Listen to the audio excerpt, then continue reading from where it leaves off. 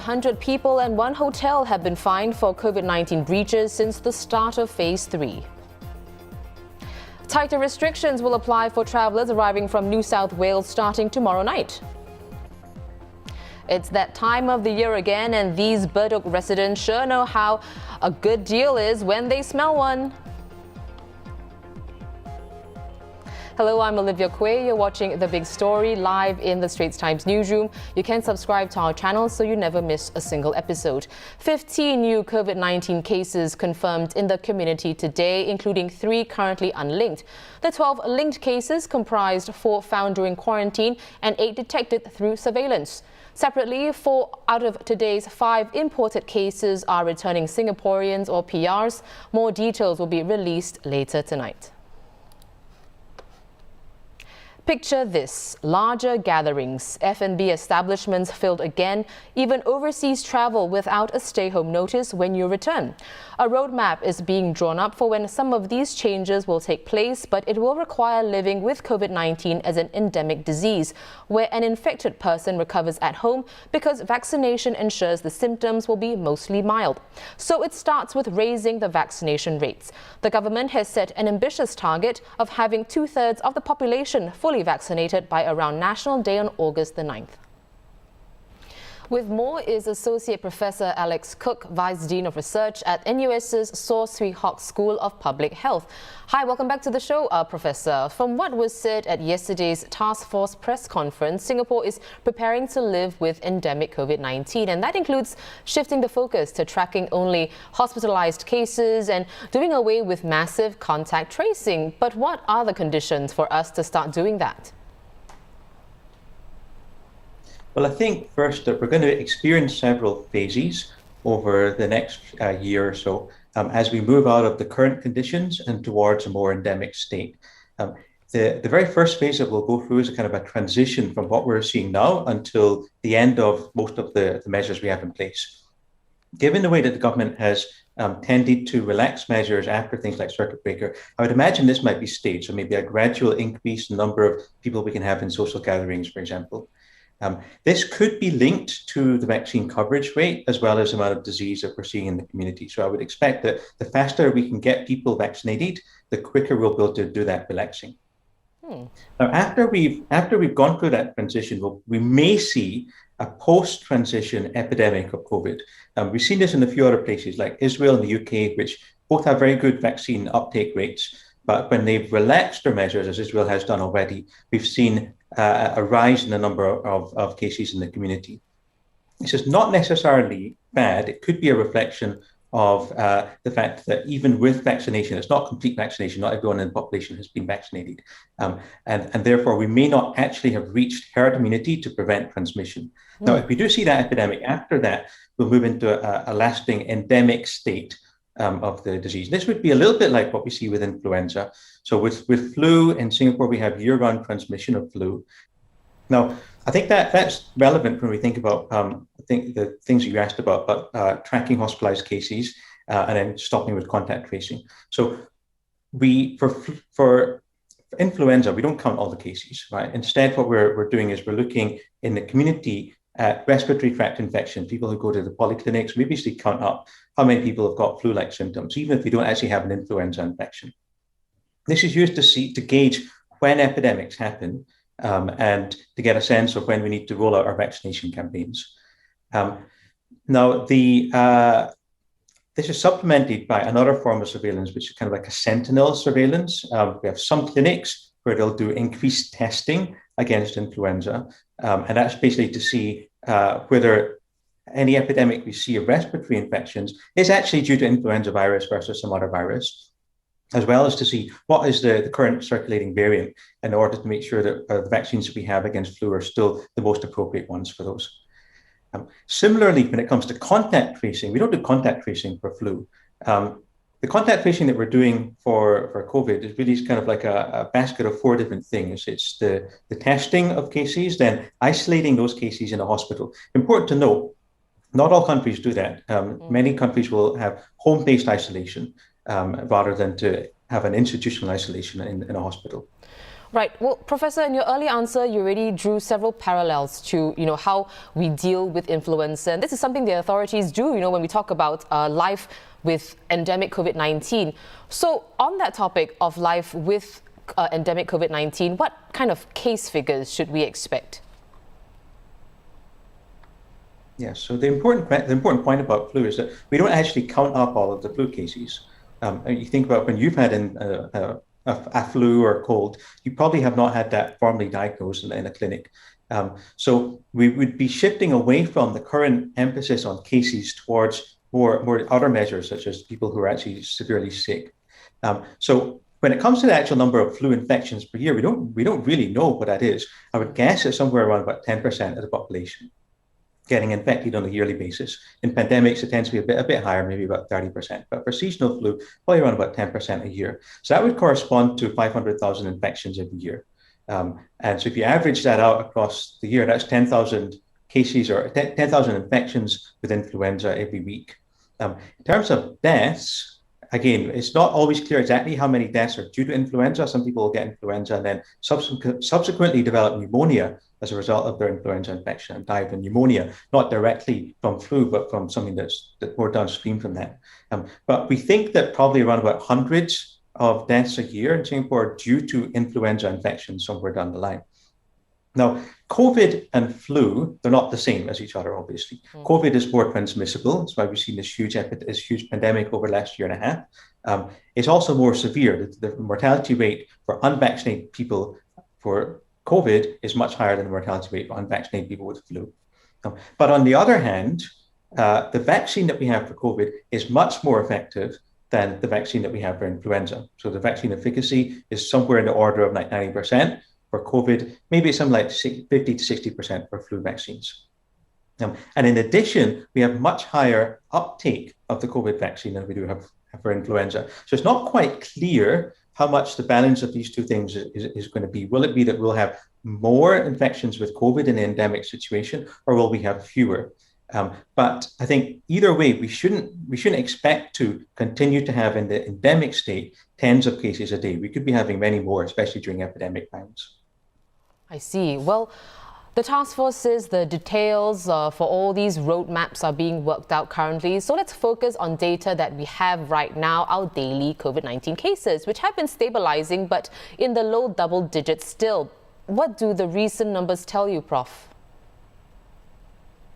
Well, recently we've been seeing a lot more of the Delta variant. It's now the dominant variant that we have in the community. We know that the Delta variant is more transmissible. One of the studies that NCID is doing just now suggests that it might be twice as transmissible in households than the old variants that we were facing in the first part of this year and last year. It may be more severe, and the vaccines are not quite as effective against the Delta variants. We have all these negatives around about the Delta variant we're experiencing just now.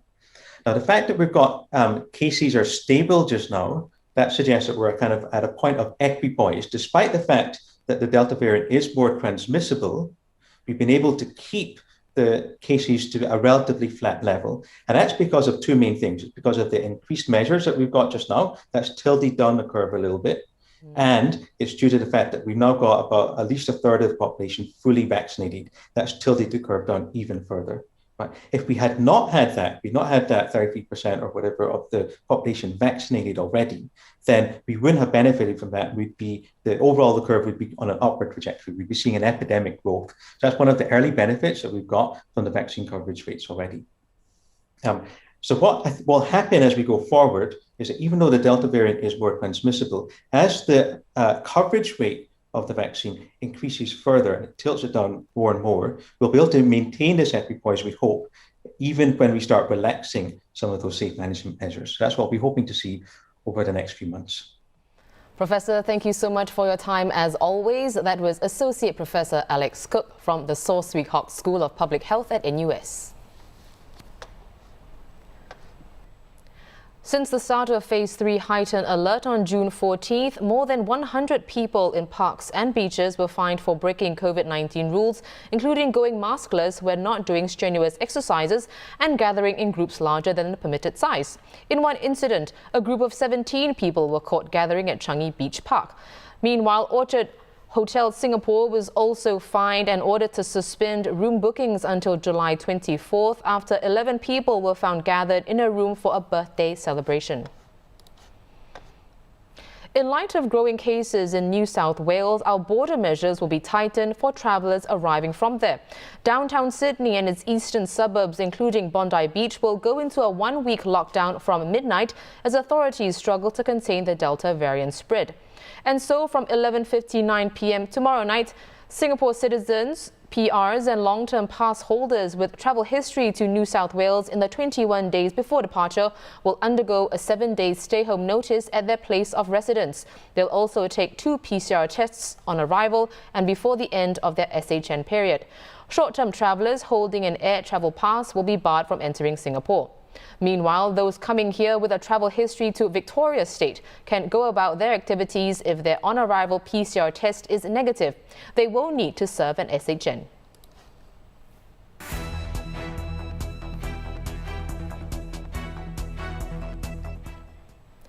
In non-COVID news, responding to ST queries, MOE and NIE said prospective teachers are screened to ensure they have the right values and temperament to uphold racial harmony and can sensitively discuss race issues with their students. The assessment starts at the recruitment stage when new hires are interviewed and continues during the compulsory contract stint in schools. Meanwhile, an NTU study has found that preschool children here can develop racial preferences by the age of 3, especially if they belong to the majority race. All 71 mosques here will be backing an anti-drug campaign compared with the 15 mosques that supported it last year.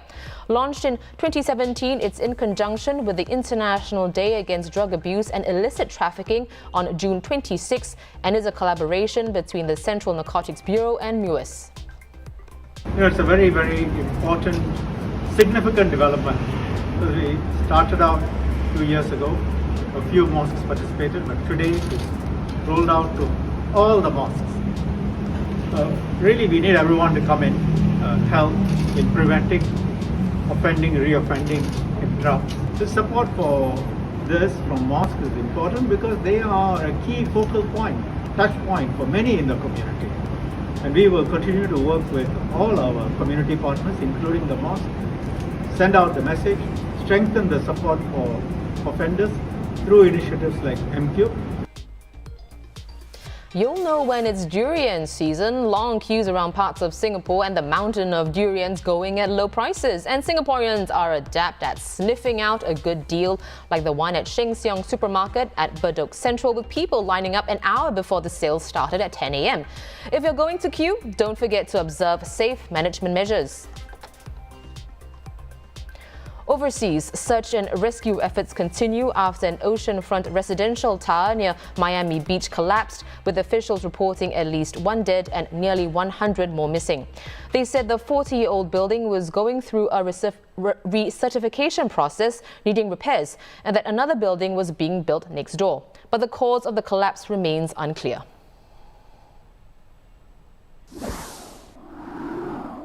Across the causeway, where according to Malaysia's Federal Territories Minister, Kuala Lumpur, Putrajaya and Labuan will most likely hit herd immunity as early as August. This with their vaccination rates on the up. Even then, the coordinating minister for immunization said Malaysia won't be able to fully inoculate 10% of its population by the end of the month, potentially delaying its targeted easing of the ongoing lockdown. And with that earmarked for June 28th, Malaysia is supposed to move into the second phase of a 4-phase exit plan. Unveiled last week, the plan's second phase will involve curbs being slightly relaxed while retaining social sector and travel bans.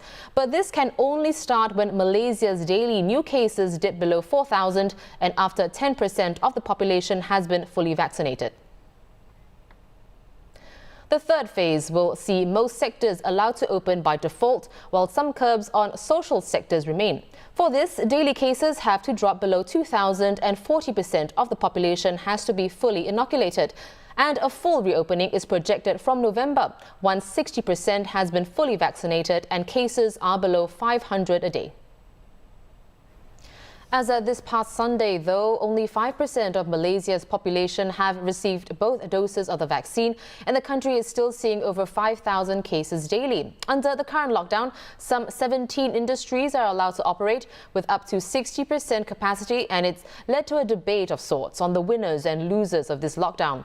Well, the Straits Times' Malaysia Bureau Chief Shannon Teo joins me from Kuala Lumpur now. So hi Shannon, other countries, including Singapore, have gone through lockdowns, and naturally some sectors will suffer more than others. So help us understand, what exactly are the main gripes here? You're right, Oli. Lockdowns have become a part of life for most people around the world, but it is a question of fairness. When Malaysia went into a lockdown the first time last year, and they called it the Movement Control Order, or MCO for short, only a few thousand businesses outside what was gazetted as essential could continue to operate. I think the number was about close to 3,000. But for the two MCOs that we've had this year, there have been a wide swath of exclusions. As you mentioned, for this particular lockdown, even though the government is calling it a total lockdown, 17 sectors are excluded. Now, 125,000 businesses, at least, that was the last count that we have been excluded.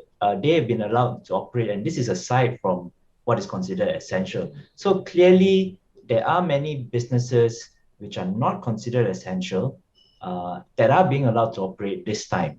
And you can tell that the figures are very wide. It's about 100,000 companies difference. So those who are affected, those who are in other sectors, those who are forced to lock down, they are crying foul.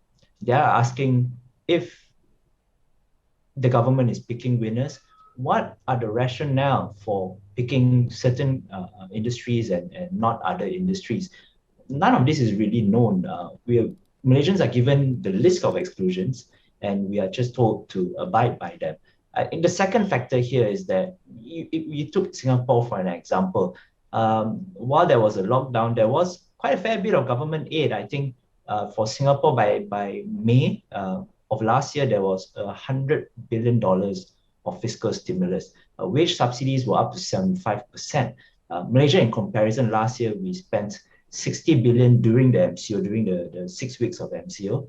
And the wage subsidies were limited to about 1,200 ringgit or $400 per employee. Now, this time around, this year in this lockdown, the spending has been 16 billion. That's about a quarter of what was spent last year. And so many are suffering without a buffer. What they're calling out for is, you got to help us survive this lockdown. Right. Well, you have spoken to some business leaders for an analysis piece. What are they calling for, Shannon? What do they want done from the government, considering the lockdown could be extended beyond June the 28th?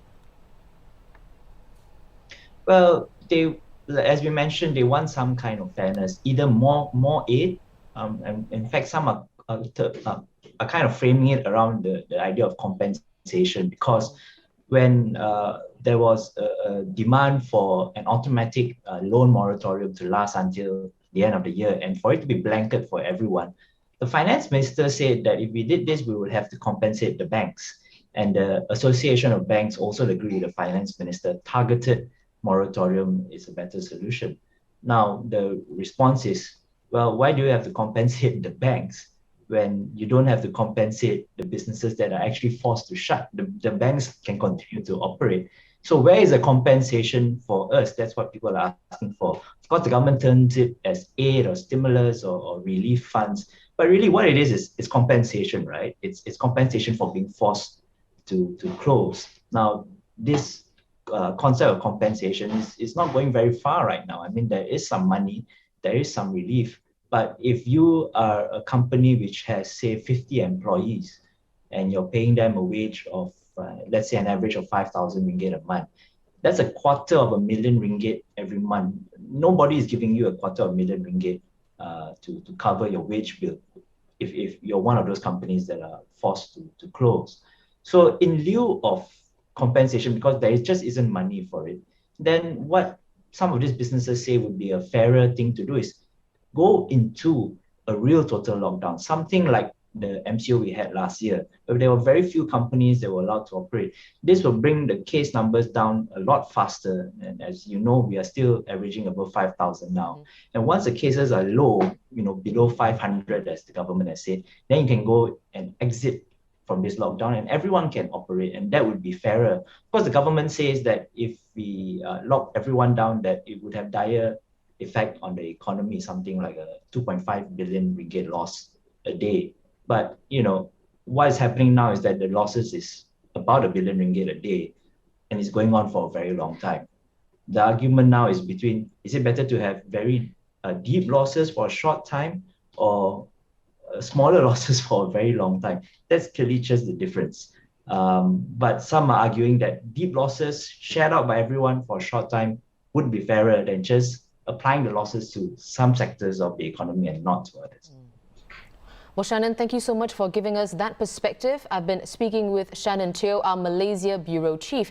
Look out for Shannon's analysis on straitstimes.com, where you can also find more news and videos. Subscribe to our YouTube channel by hitting the red button below. I'm Olivia Quay. Thanks for watching and have a good weekend.